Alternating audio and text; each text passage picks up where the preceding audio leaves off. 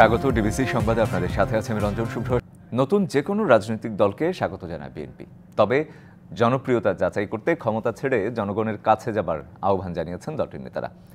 অন্তর্বর্তী সরকারকে নিরপেক্ষ থাকার তাগিদ দিয়ে তারা হুঁশিয়ারি দেন, নির্বাচন ছাড়া অন্য পথে গেলে পরিণতি হবে শেখ হাসিনার মতো। সংস্কার এবং নির্বাচন প্রশ্নে অনৈক্য সুরের মধ্যেই রাজনীতির মাঠে এখন আলোচনায় গণঅভ্যুত্থানে নেতৃত্ব দেয়া শিক্ষার্থীদের নতুন রাজনৈতিক দল। যে যত কথাই বলুন, নির্বাচন ছাড়া কোনো বিকল্প নাই। ঢাকা রিপোর্টার্স ইউনিটিতে শহীদ রাষ্ট্রপতি জিয়াউর রহমানের মৃত্যুবার্ষিকী উপলক্ষে মুক্তিযোদ্ধা দলের আলোচনায় যোগ দিয়ে বিএনপি স্থায়ী কমিটির সদস্য হাফিজউদ্দিন আহমেদ বলেন, ঘোষণাপত্র বহুত্ববাদ এসব বোঝে না দেশের মানুষ, তারা বোঝে ভোট। ইন্টারিম সরকারের প্রধান চারিত্রিক বৈশিষ্ট্য হবে নিরপেক্ষতা। তারা সবাইকে সমান দৃষ্টিতে দেখবেন। এখানে বসে কিংস পার্টি করার চেষ্টা আপনারা করবেন না। অনির্বাচিত সরকার একটি দুর্বল সরকার। নির্বাচিত সরকার যেমনই হোক, তারা জনগণের সমর্থন নিয়ে আসে ক্ষমতায়। পরে যদি ভালোভাবে রাষ্ট্র চালাতে পারে থাকবে, রাষ্ট্র চালাতে না পারলে আবার গণঅভ্যুত্থানের মাধ্যমে তাদেরকে বিদায় করে দিন। এদিকে জাতীয় প্রেস ক্লাবে আরেক আলোচনায় অংশ নিয়ে বর্তমান সরকারের নিরপেক্ষতা নিয়ে প্রশ্ন ওঠে, এমন কাজ থেকে বিরত থাকার আহ্বান জানান বিএনপি স্থায়ী কমিটির সদস্য আমির খসরু মাহমুদ চৌধুরী। যেহেতু এই অন্তর্বর্তীকালীন সরকার সময় যে একটা নিরপেক্ষ সরকার, তারা নিরপেক্ষভাবে আগামী যে নির্বাচন হবে সেদিকে এগিয়ে যেতে হবে। নিরপেক্ষতা নিয়ে কোনো প্রশ্ন যাতে কারো মনে না জাগে, নিরপেক্ষতা নিয়ে যদি প্রশ্ন জাগে সেটা হবে এই আন্দোলনের, এই 15 বছর ত্যাগের যে রক্ত দিয়েছে, প্রাণ দিয়েছে, তাদের প্রতি বেইমানি করা হবে। এ সময় জনগণের ভোটাধিকার ফিরিয়ে না দিয়ে সংস্কারের নামে সময়ক্ষেপণ না করার আহ্বানও জানানো হয়। বাংলাদেশ কিভাবে পরিচালিত হবে। সাব্বির রোজ, ডিবিসি নিউজ, ঢাকা। রাজনৈতিক দলের সাথে সরকারের কোনো দূরত্ব নেই, এমন দাবি করেছেন আইন উপদেষ্টা আসিফ নজরুল। সচিবালয়ে সাংবাদিকদের তিনি আরও বলেন, নির্বাচনের সময় অন্তর্বর্তী সরকারই যথেষ্ট নিরপেক্ষ থাকবে। নিরপেক্ষ সরকারের জন্য বিএনপি যে দাবি তুলছে সেটি তাদের রাজনৈতিক বক্তব্য। আমরা এখানে জয়েন করার পর থেকে শুনতেছি মন্ত্রী পরিষদ চেঞ্জ হবে, উপদেষ্টা চেঞ্জ হবে, সেই হবে, সেরকম কোনো আলাপ হয়নি। ভবিষ্যতে হতে পারে, কিন্তু কোনো রকম সুনির্দিষ্ট এজেন্ডা ভিত্তিক বা গুরুত্ব দিয়ে এই ব্যাপারে কোনো আলোচনা হয়নি, এটা আপনাকে নিশ্চিত করতে পারি। অবাধ নিরপেক্ষ নির্বাচনের জন্য প্রস্তুত কমিশন, তবে তার আগে মাঠ তৈরি করে দেওয়ার তাগিদ দিলেন প্রধান নির্বাচন কমিশনার এএমএম নাসির উদ্দিন। নির্বাচন ব্যবস্থা সংস্কার কমিশনের দেওয়া কিছু সুপারিশ নিয়ে প্রশ্ন তুলে সিইসি বলেন, এতে খর্ব হবে নির্বাচন কমিশনের স্বাধীনতা। সকালে reporters forum for election and ডেমোক্রেসির সাথে মতবিনিময়ে এসব কথাই বলেন সিইসি। 4 মাসের কর্মযজ্ঞে 18টি বিষয় ধরে 150টি সুপারিশ করেছে নির্বাচন ব্যবস্থা সংস্কার কমিশন। এতে রয়েছে নির্বাচন কমিশনের জবাবদিহি সংসদীয় কমিটির কাছে ন্যস্ত, সীমানা পুনর্নির্ধারণে স্বাধীন কর্তৃপক্ষ গঠন করা এবং স্বাধীন কর্তৃপক্ষের অধীনে ভোটার তালিকা প্রণয়নের মতো প্রস্তাবনাও। তবে এসব প্রস্তাবনা নিয়ে প্রশ্ন তুললেন খোদ প্রধান নির্বাচন কমিশনার। বলেন, ভোটার তালিকা হালনাগাদ ও সীমানা নির্ধারণের জন্য অন্য কোনো হস্তক্ষেপ কোনোভাবেই গ্রহণযোগ্য নয়। আমরা সুষ্ঠু নির্বাচন দেওয়ার জন্য প্রস্তুত, 16 আনা প্রস্তুত। আমাদের তরফ থেকে আমাদের প্রস্তুতির কোনো ঘাটতি নেই। অবাধ নিরপেক্ষ নির্বাচনের জন্য প্রস্তুত কমিশন, তবে তার আগে মাঠ তৈরি করে দেওয়ার তাগিদও দেন সিইসি। সুতরাং 3 মাসে যদি কেয়ারটেকার গভর্নমেন্ট যদি ইলেকশন করতে পারে, আমিও পারতাম, আমরাও পারতাম, যদি এই জিনিসগুলো যদি ফিক্স থাকতো। কিন্তু আমার কাছে আনসার্টেনিটির মধ্যে পড়ে গেছে। It is very difficult to predict. সুতরাং সময়, এটা রিলেটিভ টার্ম, সব কিছু ঠিক থাকলে 3 মাস দিয়েও করা যায় ন্যাশনাল ইলেকশন। আর ঠিক না থাকলে খুব কষ্ট করে অ্যাচিভ করতে হবে টাইমলাইন। আওয়ামী লীগ নির্বাচনে অংশ নিতে পারবে কিনা এমন প্রশ্নে সিইসি জানান, এ বিষয়ে সিদ্ধান্ত হবে জাতীয় ঐক্যমতের ভিত্তিতে রাজনৈতিকভাবে। মাননীয় প্রধান উপদেষ্টার অফিস থেকে শুনেছি, প্রেস উইং থেকে শুনেছি যে ওনারা ওই আওয়ামী লীগ ইলেকশন করবে কি করবে না, এটা রাজনৈতিক সিদ্ধান্ত হবে। সুতরাং এই ডিসিশনটা ইসি নেবে না, এই ডিসিশনটা ইসি নেবে না। সুতরাং এটা বোধহয় রাজনৈতিকভাবেই হয়তো ওনারা সিদ্ধান্ত নেবে না। জাতীয় নির্বাচন আয়োজনে শুধু আইন শৃঙ্খলা বাহিনীর ওপর নির্ভর করতে চায় না ইসি। প্রধান কমিশনার বলেছেন, জনগণই পাহারাদার হয়ে ঠেকাতে পারে সকল অনিয়ম। Afrin Anwar, DBC news, Dhaka. সুইজারল্যান্ডের দাভোসে প্রধান উপদেষ্টার যেই ওয়ার্ল্ড ইকোনমিক ফোরামে যেই সফর ছিল সেই বিষয়ে ব্রিফ করছেন প্রধান উপদেষ্টার প্রেস সচিব। সরাসরি যাচ্ছি সেখানে।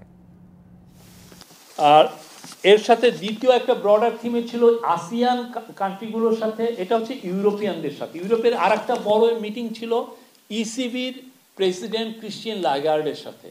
আপনি জানেন ক্রিস্টিয়ান লাগার্ড খুব ইউরোপে খুব নামকরা একটা ব্যক্তিত্ব। উনি IMF এর পরপর দুবার প্রেসিডেন্ট ছিলেন, IMF এর চিফ ছিলেন, MD ছিলেন, এবং উনি পুরো ইউরোপে খুবই সুনামধন্য একজন ব্যক্তিত্ব।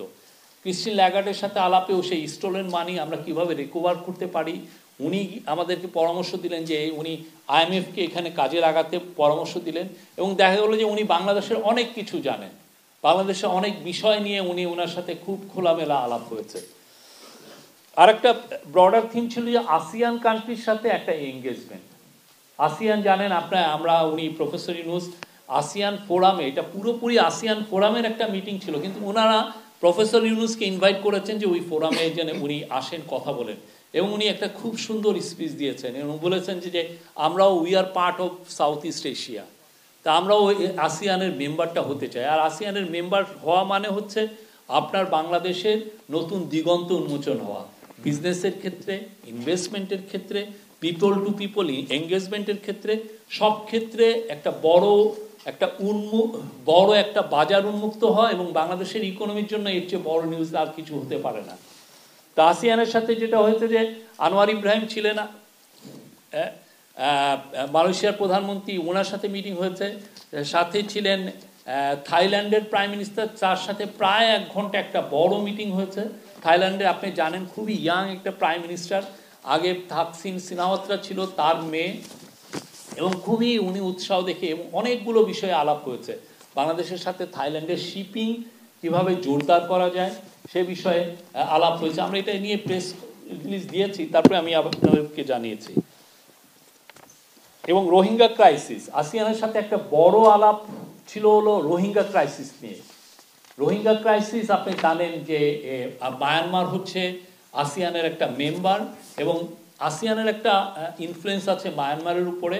তো আসিয়ানকে বলা হয়েছে, আসিয়ান লিডারদেরকে, যে তারা যাতে এই রোহিঙ্গা ক্রাইসিস যাতে রিজলভ করা যায় সেটা নিয়ে যাতে একটু জোরদার ভূমিকা পালন করে।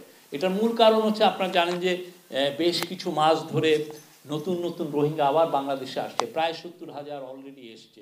এবং প্রধান উপদেষ্টার সুইজারল্যান্ড সফর নিয়ে ব্রিফ করছিলেন তার প্রেস সচিব শফিকুল আলম। আমরা এতক্ষণ সরাসরি ছিলাম সেখানে। চলে যাচ্ছি পরের সংবাদে। ক্ষমতাচ্যুত প্রধানমন্ত্রী শেখ হাসিনার কন্যা সায়মা ওয়াজেদ পুতুলের বিরুদ্ধে দুর্নীতির বিশ্বাসযোগ্য তথ্য পাওয়ার দাবি করেছে দুদক। তার কানাডার নাগরিকত্বের তথ্য পেয়েছে সংস্থাটি, তাই পুতুলের বিশ্ব স্বাস্থ্য সংস্থার পদে থাকা বাংলাদেশের জন্য মর্যাদা হানিকর বলেই মনে করে দুদক। সকালে এক বিবৃতিতে দুদক জানায়, WHO-র দক্ষিণ পূর্ব এশিয়ার আঞ্চলিক পরিচালক হওয়ার যোগ্যতা ছিল না পুতুলের। এরপরও ক্ষমতাকে অনৈতিকভাবে ব্যবহার করা হয়েছে। কোনো কারণ ছাড়াই সাবেক প্রধানমন্ত্রী শেখ হাসিনা মেয়েকে বিভিন্ন রাষ্ট্রীয় সফর সঙ্গীও করেন। সায়মা ওয়াজেদের ক্ষেত্রে প্রার্থীর যোগ্যতা হিসেবে যেসব যোগ্যতা উল্লেখ করা হয়েছে তা কেবল কাগজে ও ফরমায়েশি। মেয়ের অযোগ্যতাকে ধামাচাপা দেওয়ার লক্ষ্যে 2023 সালে G20 শীর্ষ সম্মেলনে শেখ হাসিনা পুতুলকে সঙ্গে করে ভারতে নিয়ে যান। নিজের পারিবারিক প্রভাব এবং তার নিকটাত্মীয়দের রাষ্ট্রীয় ক্ষমতার অপব্যবহার করে সরকারের বিপুল অর্থ অপচয় করেন তিনি।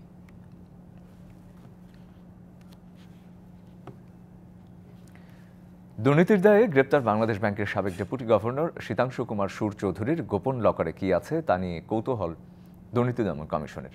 কেন্দ্রীয় ব্যাংকের সংরক্ষিত লকারটি খুলতে দুপুরে সেখানে পৌঁছায় দুদকের প্রতিনিধি দল।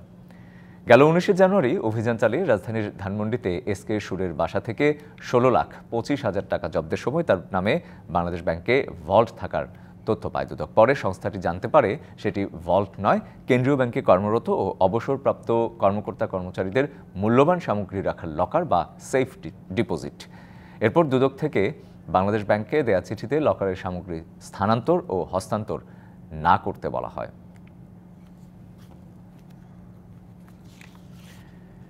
জুলাই আগস্টে দায়িত্বে থাকা র্যাবের ডিজি ব্যারিস্টার হারুন অর রশিদের বিরুদ্ধে গ্রেপ্তারি পরোয়ানা জারি করেছে আন্তর্জাতিক অপরাধ ট্রাইব্যুনাল। দুপুরে শুনানি শেষে এই পরোয়ানা জারি করা হয়। শুনানিতে হারুন অর রশিদের বিরুদ্ধে জুলাই আগস্ট গণহত্যার পরিকল্পনা, হেলিকপ্টার থেকে গুলি, বাহিনীর সদস্যদের অপরাধ থেকে বিরত না রাখার ব্যর্থতা সহ নানা অপরাধ তুলে ধরা হয়। সেখানে র্যাবের ডিজি নির্দেশদাতা হিসেবে ছিলেন বলেও বলা হয়েছে। শুনানি শেষে ট্রাইব্যুনাল তার বিরুদ্ধে গ্রেপ্তারি পরোয়ানা জারি করে। এদিকে জুলাই আগস্ট গণহত্যায় জড়িত থাকার অভিযোগে এসআই আব্দুল মালেককে 30 জানুয়ারি ও কনস্টেবল মুকুলকে 28 জানুয়ারি জিজ্ঞাসাবাদ করার অনুমতি দিয়েছে ট্রাইব্যুনাল। ছাত্র জনতাকে গুলি করে হত্যা করা, তাদের নির্যাতন করা এবং তাদের উপরে হেলিকপ্টার ব্যবহার করে এই ছাত্র জনতাকে নির্মূল করার জন্য যে পরিকল্পনা এবং পরিকল্পনা বাস্তবায়ন, সেটা তিনি করেছিলেন হারুনা রশিদ তার অধীনস্থ অফিসারদেরকে ব্যবহার করে। প্রাথমিক অবস্থায় তার ব্যাপারে যে তথ্যগুলো পাওয়া গেছে তার ভিত্তিতে তাকে গ্রেপ্তার করার জন্য প্রসিকিউশনকে তারা অনুরোধ জানিয়েছিলেন। তার ভিত্তিতে আজকে আমরা পিটিশন মুভ করেছি। আদালত তাকে গ্রেপ্তার করে এই ট্রাইব্যুনালে হাজির করার জন্য নির্দেশ প্রদান করেছেন। জ্ঞাত আয় বহির্ভূত সম্পদ অর্জনের মামলায় সাবেক এনবিআর সদস্য মতিউর রহমানের স্ত্রী সাবেক উপজেলা চেয়ারম্যান লাইলা কানিসকে জেল গেটে একদিনের জিজ্ঞাসাবাদের আদেশ দিয়েছে আদালত। একই সাথে তার রিমান্ড ও জামিন আবেদন নামঞ্জুর করা হয়েছে। দুপুরে ঢাকা মহানগর সিনিয়র স্পেশাল জজ জাকির হোসেন গালিবের আদালত শুনানি শেষে এই আদেশ দেন। এর আগে গেল 15 জানুয়ারি কানিসকে জিজ্ঞাসাবাদের জন্য 7 দিনের রিমান্ড চেয়ে আবেদন করে দুদক। উভয় পক্ষের শুনানি শেষে জামিন ও রিমান্ড আবেদন নামঞ্জুর করে এই আদেশ দেয় আদালত। এর আগে গেল 6 জানুয়ারি 13,51,58,000 টাকার জ্ঞাত আয় বহির্ভূত সম্পদ অর্জনের অভিযোগে মামলা করে দুদক।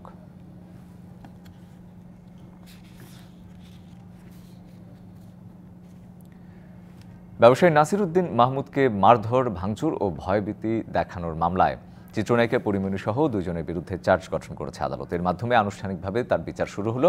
তবে পরিমণি এদিন আদালতে উপস্থিত না হওয়ায় তার বিরুদ্ধে গ্রেপ্তারি পরোয়ানা জারি করেন বিচারক। রবিবার ঢাকার senior judicial magistrate M Saiful ইসলামের আদালত শুনানি শেষে আদেশ দেন। এদিন আদালতে পরিমণির পক্ষে শুনানি করেন তার আইনজীবী নীলাঞ্জনা রিফাত সুরভি। বলেন, পরিমণি অসুস্থ থাকায় আজ আদালতে হাজির হতে পারেননি। সময় বাড়ানোর আবেদন করা হলে আদালত তা নামঞ্জুর করে চার্জ গঠন করেন। একই সাথে পরিমণির বিরুদ্ধে গ্রেপ্তারি পরোয়ানাও জারি করেন বিচারক। মামলায় বাদীপক্ষের আইনজীবী AK-M সোহেল বলেন, অভিযোগ গঠনের আবেদন করলে আসামি পক্ষের সময়ের আবেদন নামঞ্জুর করে অভিযোগ গঠন করেন। পরিমণির বিরুদ্ধে আদালত তার সিদ্ধান্তও জানান। অর্থনীতির চাকা ঘোরাতে সরকার বাণিজ্য সম্ভাবনা কাজে না লাগিয়ে বিদেশি ঋণে বেশি নির্ভর করছে বলে মন্তব্য করেছেন সিপিডির নির্বাহী পরিচালক। আর অর্থ উপদেষ্টা মনে করেন, বাণিজ্যের দুরবস্থার জন্য পালিয়ে যাওয়া ব্যবসায়ীরাই দায়ী। আগামী বাজেটে বাণিজ্যকে প্রাধান্য দেওয়ার আশ্বাস দেন তিনি। সকালে রাজধানীতে আয়োজিত আলোচনা সভায় দেশের বিনিয়োগ পরিস্থিতি ও নীতির বাধাগুলো তুলে ধরেন ব্যবসায়ীরা। 5 আগস্ট সরকার পতনের পর অন্তর্বর্তী সরকারের কাছে প্রত্যাশা ছিল সব ক্ষেত্রে প্রতিষ্ঠিত হবে ন্যায্যতা। 6 মাস পেরিয়ে গেলেও সে প্রত্যাশা পূরণ হয়নি ব্যবসায়ীদের। American chamber of commerce in Bangladesh আয়োজিত সেমিনারে ব্যবসায়ীরা অভিযোগ করেন, এনবিআর, বাংলাদেশ ব্যাংক সহ সরকারি সংস্থাগুলো এখনও হয়রানি মুক্ত নয়। গেল কয়েক মাসে কেবল গাজীপুর এলাকাতেই কয়েকশো কারখানা বন্ধ হয়েছে, যার বিপরীতে প্রতিযোগী দেশগুলোর ব্যবসা বাড়ছে। যেখানে ব্যবসা বন্ধ হওয়ার ঝুঁকি তৈরি হয়েছে, সেখানে সরকার রাজস্ব বোঝা চাপিয়ে দিচ্ছে। আমরা এদেশে ব্যবসার ভবিষ্যৎ নিয়ে চিন্তিত। সম্প্রতি অনেক বিদেশি প্রতিষ্ঠান নতুন করে বিনিয়োগ করছে না। অনেক নতুন বিনিয়োগ পরিকল্পনাও বাতিল হয়েছে। ট্রাম্প প্রশাসনের সঙ্গে সরকারের সম্পর্কও এখন চিন্তার বিষয়। সেমিনারে সিপিডির নির্বাহী পরিচালকও বলেন, এখনও বাজেট নীতি, মুদ্রানীতি ও বৈদেশিক মুদ্রার বিনিময় নীতি বাণিজ্য সম্প্রসারণে বড় বাধা। অর্থনীতি গতিশীল করতে বাংলাদেশ ব্যাংক, এনবিআর, বিডার মতো গুরুত্বপূর্ণ সরকারি সংস্থাগুলো স্বাধীনভাবে কাজ করতে পারে এমন সংস্কার এখনো হয়নি। সরকারের নীতি দেখে মনে হয় বাণিজ্যের সম্ভাবনা কাজে লাগানোর পরিবর্তে বিদেশি ঋণই বেশি গুরুত্ব পাচ্ছে। এসব ক্ষেত্রে ঘাটতির কথা স্বীকার করেন অর্থ উপদেষ্টাও। বলেন, বাণিজ্যের দুরবস্থার জন্য অর্থ লোপাট করে পালিয়ে যাওয়া ব্যবসায়ীরাই দায়ী। জানান, ঘুরে দাঁড়াতে নিয়ন্ত্রক সংস্থাগুলোতে সংস্কারের উদ্যোগ নেওয়া হয়েছে। বাংলাদেশ পিছিয়ে যাচ্ছে না, বরং এখনও বাংলাদেশ অনেক দেশের কাছে অনুকরণীয়। নাজুক অর্থনৈতিক অবস্থার মধ্যে দায়িত্ব নিয়ে এখন পরিস্থিতি অনেকটাই উন্নতি করেছে বর্তমান সরকার। এনবিআর, বাংলাদেশ ব্যাংক সহ অনেক জায়গায় চ্যালেঞ্জ আছে। আগামী বাজেটে ব্যবসায়ীদের মতামতের ভিত্তিতেই প্রয়োজনীয় নীতি নেওয়া হবে। 2026 সালে এলডিসি গ্রাজুয়েশন হবে কিনা এমন প্রশ্নে সরাসরি জবাব দেননি অর্থ উপদেষ্টা। জানান, এক্ষেত্রে সরকার নমনীয় নীতি অনুসরণ করবে। Mustafa Mahbub, DBC news, Dhaka. বাংলা একাডেমি সাহিত্য পুরস্কারের তালিকা সাময়িক সময়ের জন্য স্থগিত করা হয়েছে। রিভিউ করা হবে, গণহত্যার সাথে কারো সম্পৃক্ততা পাওয়া গেলে তা বাতিলও করা হবে। ঘোষণা অনুযায়ী 3 কর্মদিবসের মধ্যেই প্রকাশ করা যাবে, এমনটাই জানিয়েছেন সংস্কৃতি উপদেষ্টা মোস্তফা সরোয়ার ফারুকী। যদি নির্বাচক কমিটিকে 4টা পচা টমেটো দেওয়া হয়, আমি বলছি না যারা পুরস্কার পেয়েছেন তারা খারাপ, এখানে সলিমুল্লাহ খানের মতো গ্রেট লেখক আছেন, মাসুদ খানের মতো গ্রেট কবি আছেন, আরও অনেকে আছেন, কিন্তু কোনো একটা বিশেষ ক্যাটাগরিতে, আমি উল্লেখ করছি না কোনো ক্যাটাগরির কথা, কোনো একটা বিশেষ ক্যাটাগরিতে যদি এরকমই 2-3টা অপশন দেওয়া হয়, যে 2-3টা অপশনের সবগুলোর মধ্যে গোলমাল আছে, তখন এই নির্বাচক কমিটির কিছু করার থাকে না। মুক্তিযুদ্ধের সেক্টর কমান্ডার সাবেক সেনাপ্রধান KM শফিউল্লাহ মারা গেছেন। রবিবার সকালে ঢাকার সম্মিলিত সামরিক হাসপাতালে শেষ নিঃশ্বাস ত্যাগ করেন তিনি। 90 বছর বয়সে অবসরপ্রাপ্ত মেজর জেনারেল শফিউল্লাহ নানা অসুখে ভুগছিলেন। অধীনেই শুরু হয় স্বাধীনতার সশস্ত্র সংগ্রাম। মুক্তিযুদ্ধের শুরুতেই সামরিক অফিসার শফিউল্লাহ ছিলেন 3 নম্বর সেক্টরের কমান্ডার। পরে 3টি নিয়মিত আর্মি ব্রিগেড গঠিত হলে এস ফোর্সের নেতৃত্বে আসেন তিনি। মুক্তিযুদ্ধে বিশেষ অবদানের জন্য পান বীর উত্তম খেতাব। 1934 সালের 2রা সেপ্টেম্বর নারায়ণগঞ্জের রূপগঞ্জে জন্ম নেয়া KM শফিউল্লাহ দেশ স্বাধীন হওয়ার পর 1972 থেকে 75 সাল পর্যন্ত সেনা প্রধানের দায়িত্ব পালন করেন। পরে মালয়েশিয়া, কানাডা, সুইডেন, ইংল্যান্ড সহ বিভিন্ন দেশে বাংলাদেশের রাষ্ট্রদূতের দায়িত্ব পালন করেন তিনি।